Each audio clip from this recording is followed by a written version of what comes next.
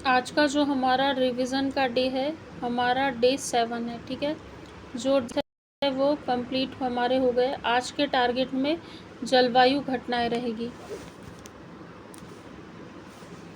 जलवायु घटनाओं में अल नीनो, ला नीना, दक्षिणी दोलन, पश्चिमी विक्षोभ, हिंद महासागर, द्विध्रुव जलवायु परिवर्तन के परिणाम, ये सारे टॉपिक्स इसमें रहने वाले। तो सबसे पहली बात आपको क्या करना है कि आपके पास जो भी बुक है उस बुक से आपको रीडिंग करना है। यदि आपने इसके पहले इसको नहीं पढ़ा हो, जिन बच्चों ने पढ़ रखा होगा उनके पास बिल्कुल नोट्स होंगे, उन्होंने नोट्स बनाए होंगे। यदि नोट्स है तो उस नोट्स को आपको अपडेट कर लेना है। एक तो ये चीज़ें हो गई, जो नए बच्चे रीडिंग कर लीजिएगा, उसके बाद उसके नोट्स बनाने हैं। जिनके पास नोट्स है, आप नोट्स बने होंगे उसको अपडेट कर लीजिएगा। तीसरी बात, इससे एक प्रश्न आया था प्रीलिम्स में 2024 में, बहुत ही सीधा साधा प्रश्न था। 4 उसके विकल्प दिए हुए थे। यदि उसमें से आपको एक फैक्ट भी पता हो तो आप आसानी से एलिमिनेट कर सकते थे, क्योंकि ऑप्शन बहुत ही कंफ्यूजिंग थे। अभी मैं आपको दिखाऊंगी कि वो प्रश्न कौन सा था। और आप जब लूसेंट उठाएंगे तो लूसेंट में सीधे सीधे जो पिंक कलर के बॉक्स है, उस बॉक्स में वो अल नीनो ला नीना के बारे में सारे फैक्ट दिए। यदि आपने केवल लूसेंट भी पढ़ी होती तो वहाँ से आपका क्वेश्चन सही हो जाता। तो हमारे डे 7 का टारगेट क्या है? जलवायु घटनाएं हमको कंप्लीट करना है। अल नीनो, ला नीना, दक्षिणी दोलन, पश्चिमी विक्षोभ, हिंद महासागर, द्विध्रुव जलवायु परिवर्तन के परिणाम। इसमें जो जलवायु परिवर्तन के परिणाम है, इस पर क्या है, डिस्क्रिप्टिव क्वेश्चन बन सकता है, मतलब 11 नंबर वाला प्रश्न बन सकता है। फिर अल नीनो, ला नीना, ये 2-2 नंबर की डेफिनेशन मीन्स के बिंदु से देखें तो 2-2 नंबर की परिभाषा यहाँ पूछी जा सकती है। और प्रीलिम्स में बिल्कुल प्रश्न बनेगा, क्योंकि मेंस का ये जो सिलेबस है एज इट इज़ प्रीलिम्स के सिलेबस में दिया हुआ है।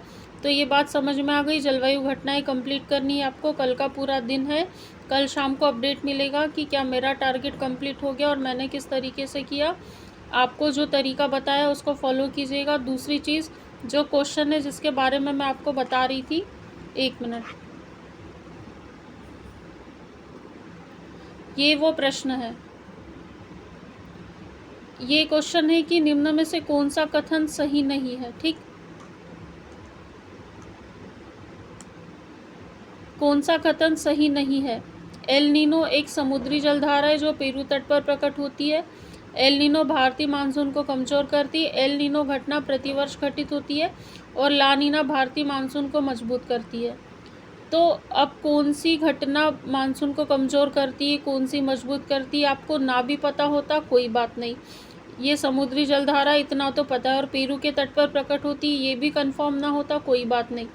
लेकिन ये प्रतिवर्ष घटित होती, ये गलत बात है। ये सीधे सीधे आप इस ऑप्शन से ये पूरा प्रश्न आपका सही कर सकते थे, मात्र एक ऑप्शन से।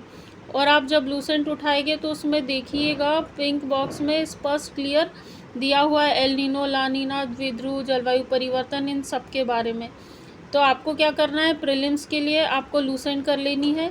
लूसेंट से प्री के फैक्ट आपका काम चल जाएगा। और मेंस के जो भी नोट्स बनाएंगे उससे भी यदि कॉन्सेप्ट वाले प्रश्न आते हैं या फिर अलग अलग स्टेटमेंट देकर पूछता है तो आपका जो प्रश्न है वो गलत नहीं होगा।